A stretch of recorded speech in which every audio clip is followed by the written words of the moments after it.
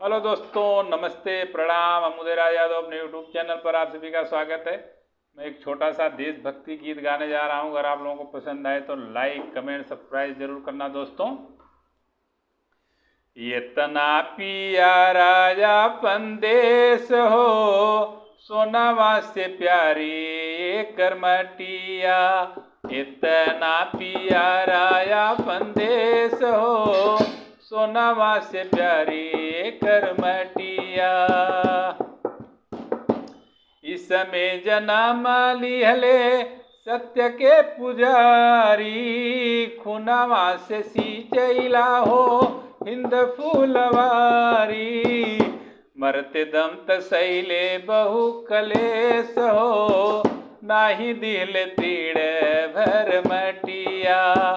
इतना पिया राजा पंदेश हो, सोनामा से प्यारी करमटिया। इतना पिया राजा पंदेश हो, सोनामा से प्यारी करमटिया।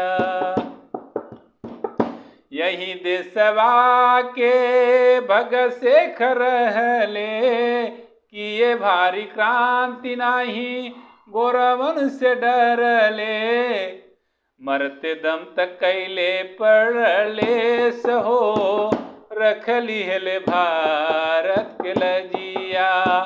इतना पिया राजा पंदेश हो, सोनामा से प्यारी करमटिया। इतना पिया राजा पंदेश हो, सोनामा से प्यारी करमटिया। देशवा बीन लक्ष्मी बाई बांध के पगड़िया, बनी मर्दाना नाही कैली फिकिरिया। अकेले कैले रण में परवेश हो, बिछौले कितने अंग्रेजवन कैलसिया। इतना पिया राजा पंदेश हो, सोनामा से प्यारी करमटिया।